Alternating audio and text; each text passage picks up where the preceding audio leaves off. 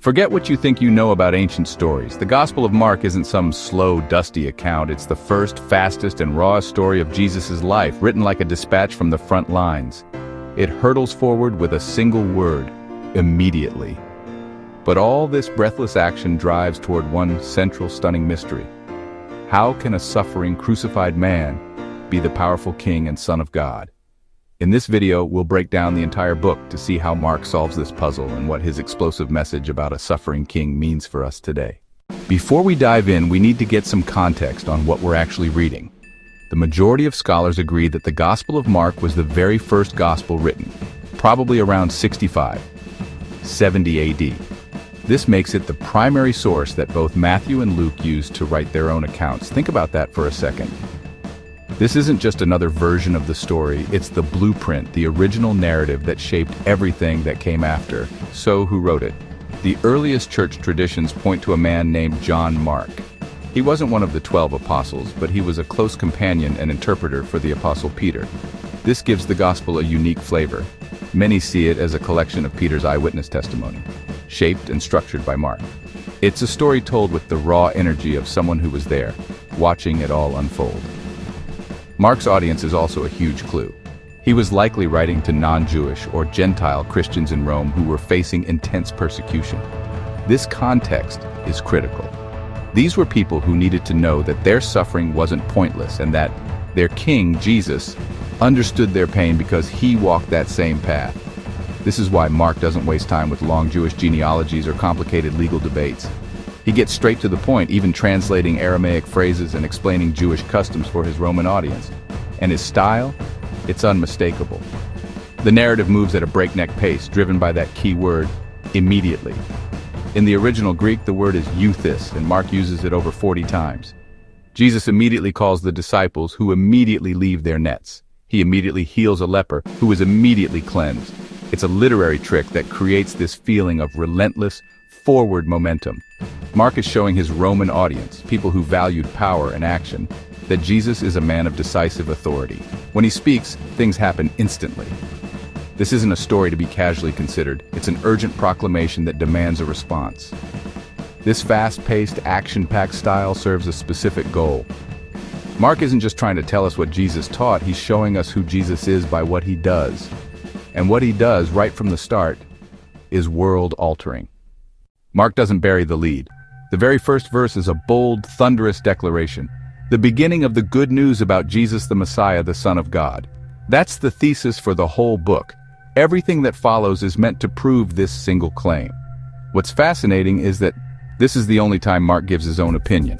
For the rest of the book, he lets Jesus' actions speak for themselves, challenging us to draw our own conclusions. So, Act 1, set in Galilee, unfolds as a relentless display of Jesus' power. It kicks off with his baptism, where God's own voice booms from heaven. "You are my son whom I love, with you I am well pleased." Immediately, Jesus launches his ministry, and people are floored. He teaches with a kind of authority they've never seen before. He confronts dark spiritual powers, and in a flash of irony, the demons are the first to recognize his true identity, screaming, "I know who you are, the Holy One of God." Jesus shows his power over nature, calming a raging storm with a word. He heals people from leprosy and paralysis, and he even does something only God was supposed to do. He forgives sins. But as Jesus' power is unleashed, a strange pattern emerges, a theme scholars call the messianic secret. After a mind-blowing miracle, Jesus repeatedly gives the same odd command: "Don't tell anyone about this." Why? Why would he hide the very identity Mark announced in verse 1? It's because people had the wrong idea about what Messiah even meant. They were expecting a political general, a military hero who would kick out the Romans and make Israel great again.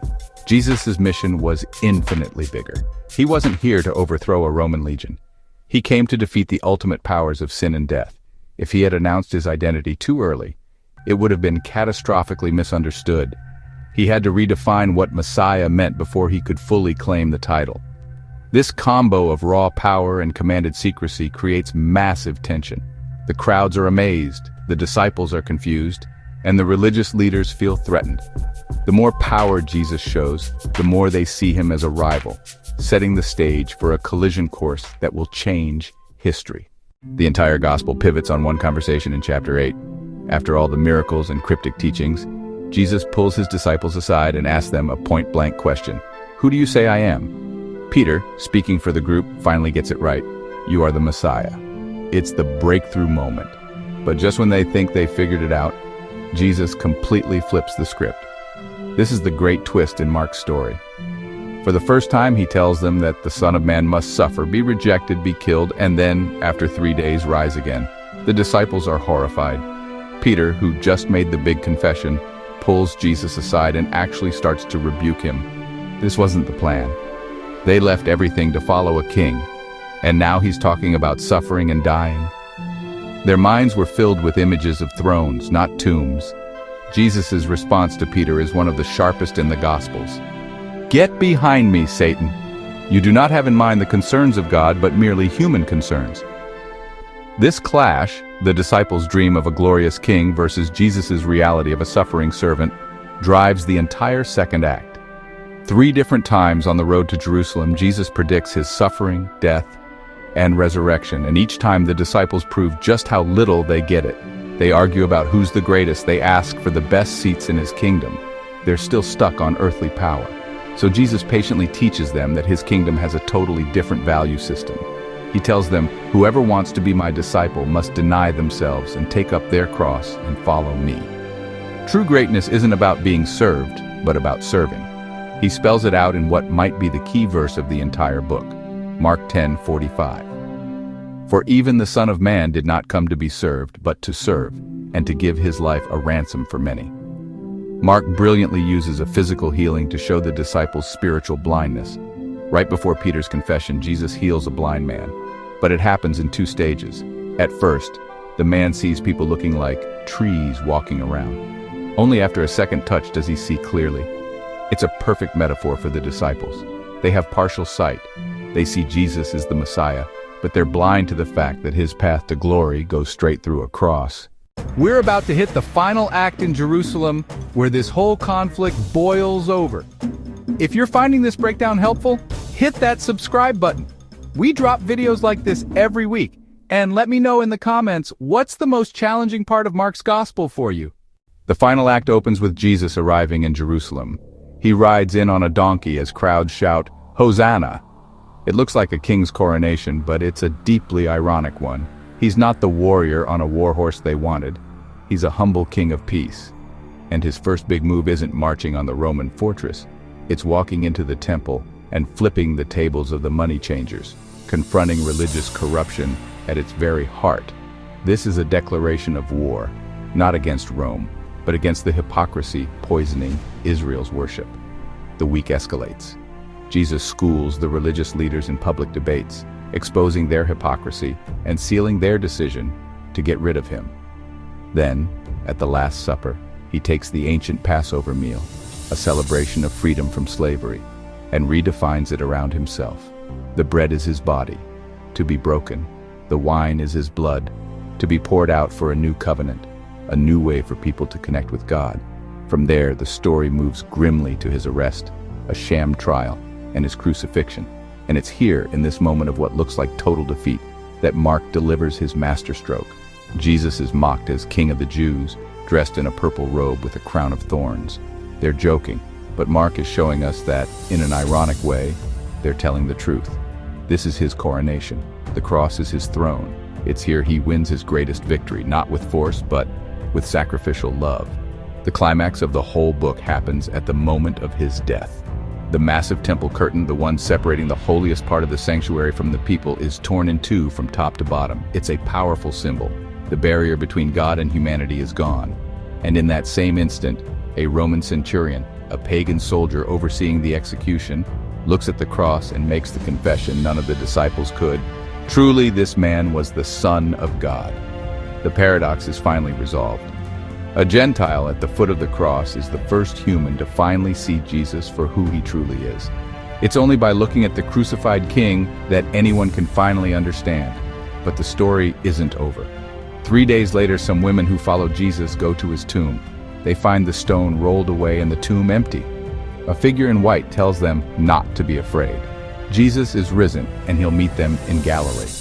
And this is where Mark's Gospel, in its oldest and most reliable manuscripts, ends with a gut punch. Verse 8 says the women fled from the tomb, for trembling and astonishment had seized them, and they said nothing to anyone, for they were afraid. That's it. It ends in fear and silence. Later scribes were so uncomfortable with this cliffhanger that they added the longer endings we see in most Bibles today. But Mark's original ending is a brilliant, challenging move. He turns from the page, looks right at us, and leaves us at the empty tomb. The story of what Jesus did is finished.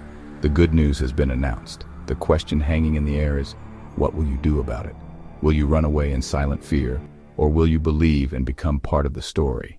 We started with a puzzle. How can a crucified man be a victorious king? Mark's breathless, action-packed story is the answer. He showed us a king whose authority over nature and evil was absolute. He showed us a teacher who turned the world's definition of power upside down. And finally, he showed us a savior whose greatest act of power was an act of total self-sacrifice. Mark's point is that Jesus' kingship isn't defined by worldly power, which is all about dominating others. His is an upside-down kingdom where the way up is down. The first are last, and the greatest is the servant of all. His cross wasn't a defeat, it was his chosen path to victory, his enthronement as the true king who conquers sin and death through self-giving love. The message of Mark is as urgent today as it was for those persecuted Christians in Rome. It hits us with the same question Jesus asked his disciples, "Who do you say that I am?" And it challenges our ideas about what a successful life looks like. To follow this king is to embrace the way of the cross, a life defined not by what we get for ourselves, but by what we give for others. Mark's story ends abruptly because it isn't really an ending. It's an invitation. It's the beginning of the good news, and we're the ones who decide how the story continues. If you want to continue exploring the life of Jesus, check out our breakdown of the Gospel of Matthew next. Thanks for watching.